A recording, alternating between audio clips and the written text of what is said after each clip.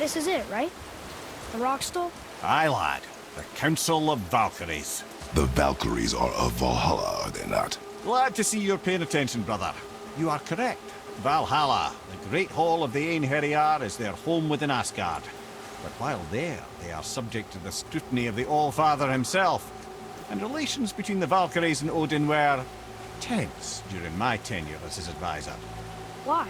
Well, that's an even longer story, lad. For now, why don't we look around for some clues?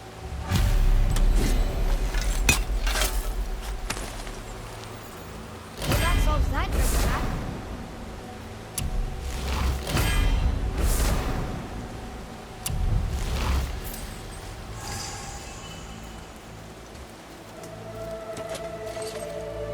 Try placing one of the Valkyrie helms on a throne. Whoa, you're back. Mimir, who is she? Gunnar, Mistress of War. After any conflict, big or small, she would be first on the scene, sussing out the worthy spirits for a free trip to Valhalla. A gruesome task, but she took great pride in it. Any conflict. Impossible. It's true. She had help from her sisters, of course, but Gunnar was always first to arrive. Her judgment of the fallen was unparalleled, and an invaluable resource to Odin. She was one of his favorites.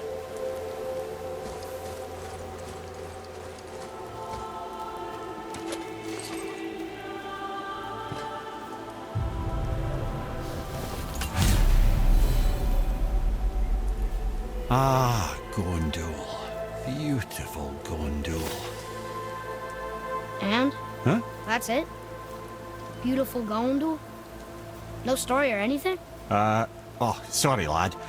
The sight of Gondul always took my breath away. Gondul had a silver tongue, a sharp wit, and struck a figure so stunning it literally drove men insane. Odin forbid her from setting foot in Midgard after a time, as insanity is not a welcome trait in Valhalla.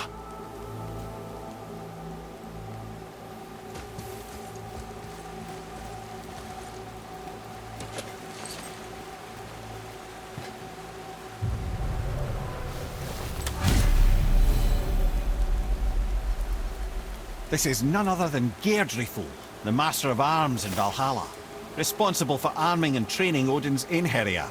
His what? His army come Ragnarok. The entire reason Valhalla exists, you see.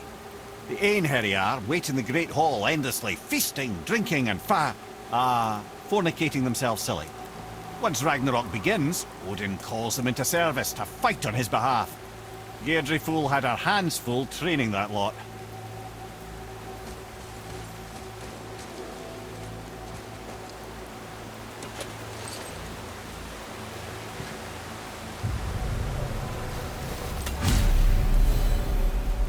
This, my friends, is Kara.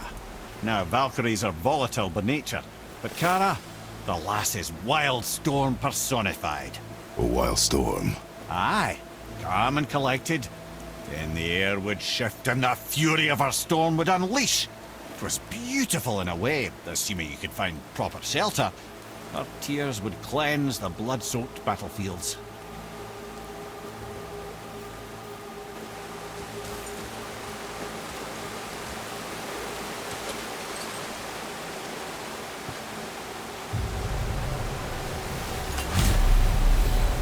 This is Rota, a chooser of the slain.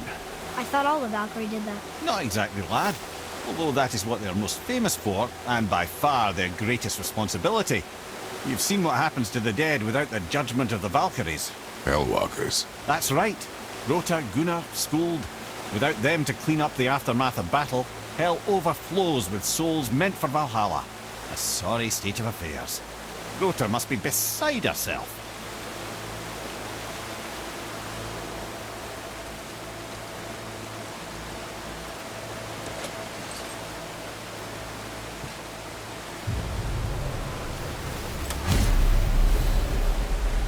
Ah, here we have Eir, the healer. A Valkyrie healer? Strange. Eir was strange, as a matter of fact. Very quiet, very calm. Where her sisters were violent rapids, Eir was a gentle stream. She healed the wounds of both mortals and gods. and even a certain all-knowing sage who once drank too much and fell off a mountain. Not my proudest moment.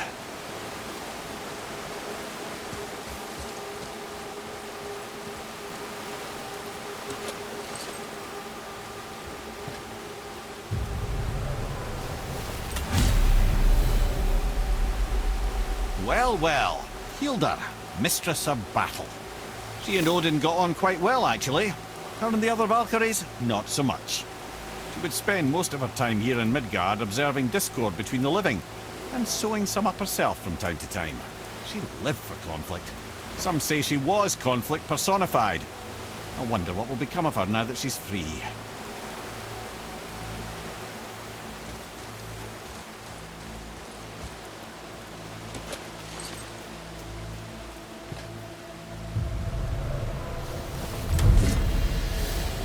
Sigrun, once the daughter of a powerful chieftain. She fell defending him during a Reaver attack. Sigrun was escorted to Valhalla, where she chose to devote her afterlife to the pursuit of knowledge above all else. Quite unusual behaviour amongst the constant drinking and feasting of her fellow Valhallian denizens. How'd she end up a Valkyrie? Odin. He saw a kindred spirit in Sigrun's single-minded pursuit of knowledge. He appointed her as the Valkyrie's resident historian.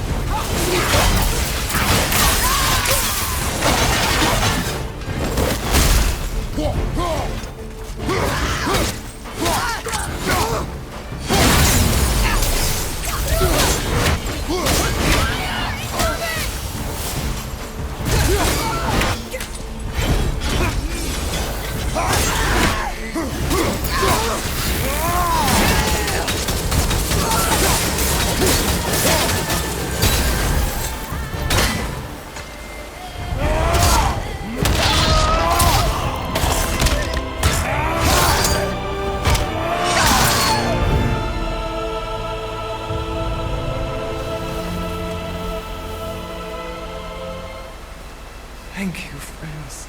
You have saved the Valkyries. Sigrun, how did this happen? Mimir, is that you? You have been freed, but...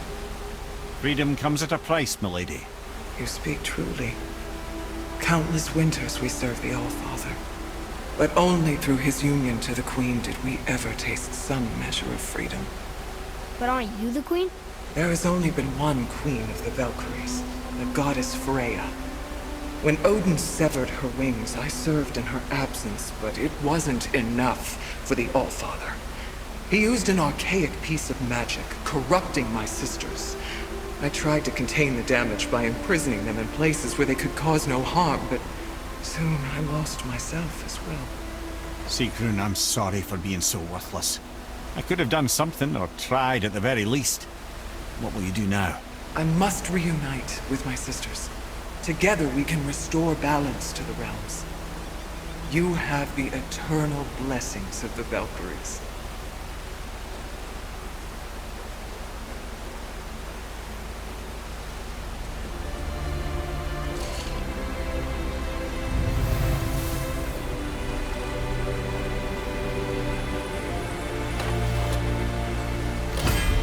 Well, we did it, I suppose. You don't sound very happy about it. It's difficult to be happy about anything when you're a reanimated head. I'm grateful we were able to set the Valkyries free. But so much of this could have been avoided, if only... You said it yourself, Ed. It does not matter anymore. The past is the past. Well, that's awfully cheerful coming from you. I am in a good mood. The dwarves will make use of this helm. Your dad's a wee bit single-minded, isn't he, lad? Definitely.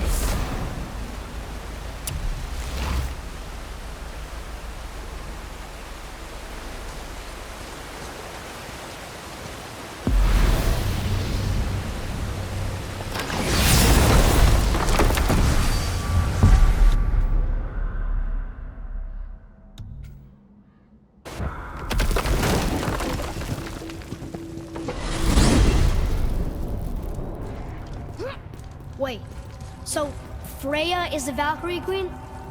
She never told us. You never told us. Explain yourself, Ed. Or are you bewitched again? Not at all. Freya was Queen of the Valkyries at one point. Part of her marriage dowry included overseeing the Valkyries themselves. As a powerful Vanir goddess, they revered her. I never knew how much until now.